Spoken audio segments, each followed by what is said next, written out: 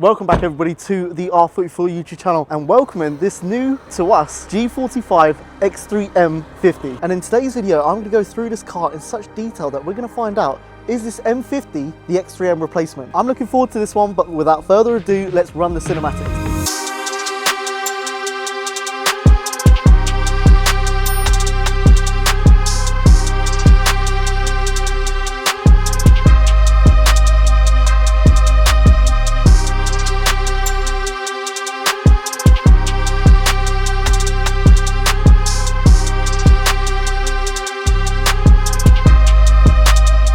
Now, before I even go any further on this X3 M50, I'm wearing shorts. We're in the UK, it's 30 degrees. I'm doing a car review, it's very hot, I'm sweating, but we're gonna get straight into it. You gotta subscribe, man, you gotta subscribe. What's the channel? R44 Performance. Hit them up, man. Now we've got that out of the way. Let's get into the car review. Now, starting with the facts, if you do want an X3M, you're gonna have to go with the previous generation. There is gonna be no more X3M. It's a sad day. Let's have a moment. The moment's gone. Now we're given this new, lower, wider, longer X3 M50, which if you can't already tell, there is a serious road presence with this car.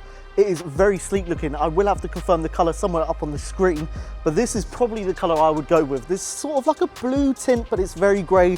In the sun, I just love the swage lines, everything about it. It looks very good. Now, I'm gonna tease you with the engine, but I'm not gonna tell you what it is just yet. And I do have my phone out here because I was introduced to this car about 2 hours ago, and I've had to do a lot of research on this car to find for you, so you can easily watch this on YouTube and digest it. But we're gonna go into the different models you can get of the X3. Obviously, the first being this X3 M50, which is a 3-litre inline 6 producing about 400 horsepower, which you're going to be happy to know this is a B58 still. 0 to 100 kilometers an hour in 4.6 seconds, which for an SUV is insane, absolutely insane. So you're still getting the performance that you would with the M Performance car, but it's no longer the M car that you're going to get. So starting at least powerful is the X320D X-Drive. It's a 2-litre diesel, again with the 48 volt that you get in this one, which is 197 brake, 0 to 100 kilometers an hour in 7.7 seconds, which is still respectable. Then moving up, we have the X320 X-Drive. So this is obviously the petrol version, which is going to be, again, with the hybrid sort of side of the engine,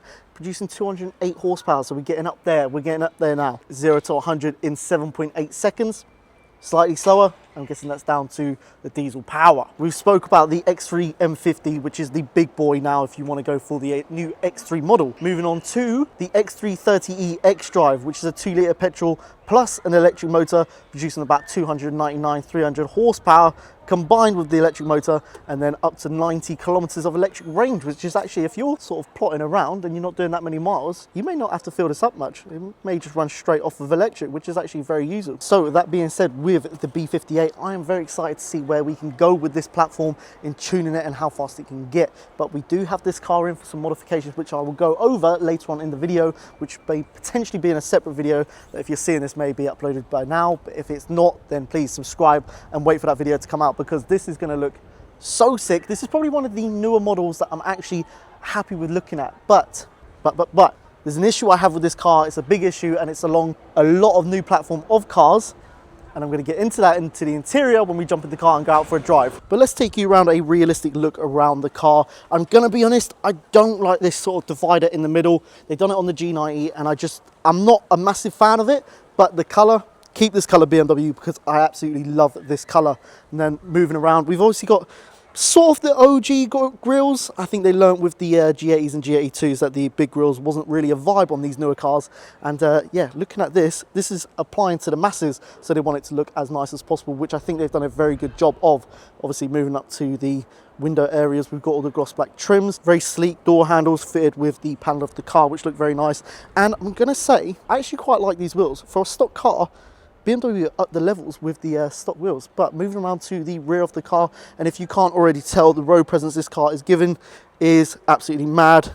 It looks really like a baby XM, which we do have at the workshop, which I'm very excited to go over at some point in the near future. And yes, you have guessed it, if you can see that. No, these are not stock tips. We're going to get into that when we get into the video. This car has already been modified. We have a BAF Motorsport, I believe, custom mid-pipe on the car. So we're going to give it a rev and see what it sounds like. We're touching this car already. We love it. We can't complain.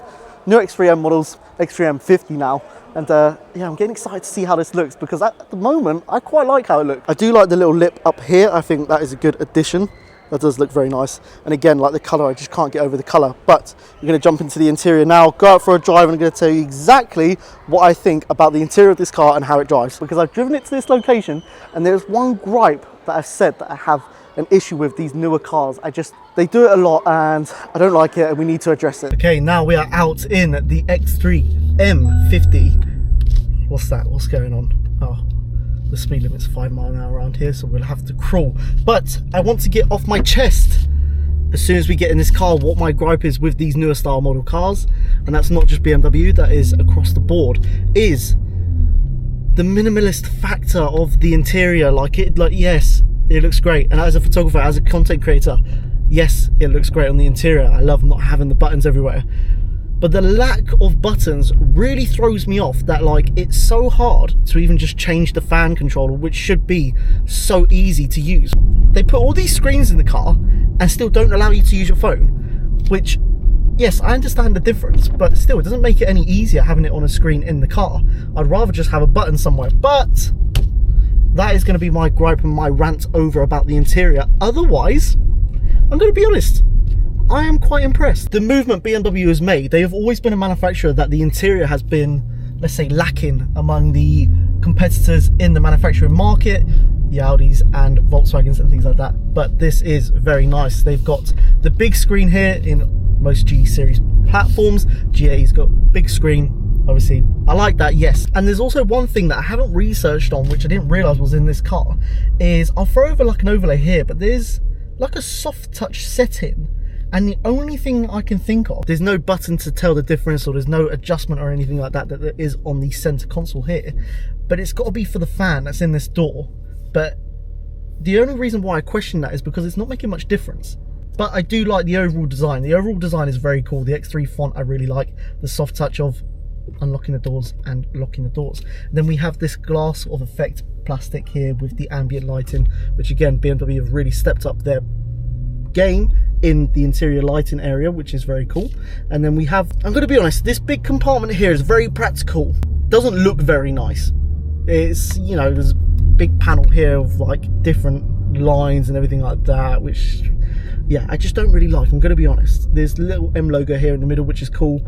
It's great for if you want to put your cups down. Great dateable car, fine. But I don't like that whole area here. I think they should have taken something from the previous generation, which was that little cover that you could pull on and off. There's two things that the customer has added, which I really like, which is this neck brace here, which is very soft. And there's a back support as well. I'm 26, I don't need a back support, but it's nice to have. We've got the heads-up display. We've got the new paddles, which are very nice. I do like these paddles in sort of your SUV, and it's not an M car, so they didn't have to do this, and they've done it, which is very nice. But I'm going to put a screen recording up here of the R44 website and what we have to offer for this car currently.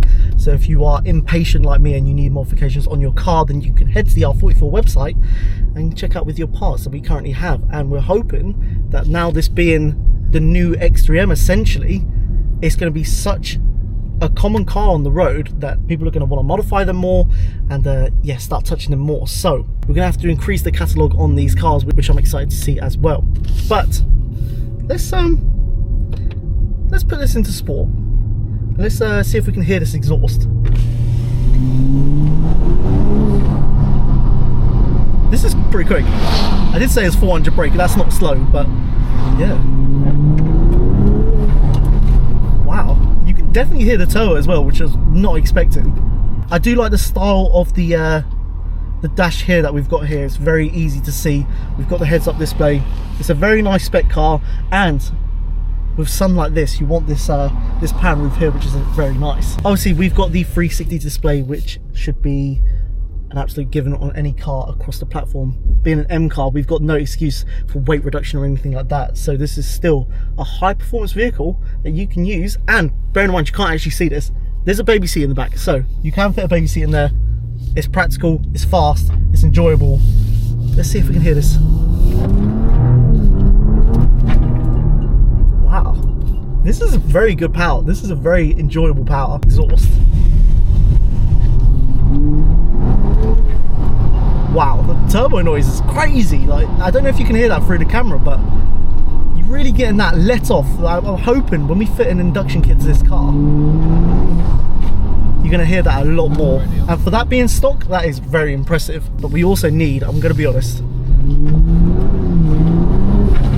wow, we need more sound from this car. We just, I know it's not really going to match the look of it, but hopefully when we get it into the workshop, you know, we fit some more parts to it, the exhaust, the noises, the style of it will all make sense once it's together. But like I said, there's so much more road presence in this car. And I also have to add, while I've been driving this car around for the last hour, the ride quality is, I couldn't tell you what that was, but the ride quality, sorry, before I got interrupted, is so much better than the previous generation.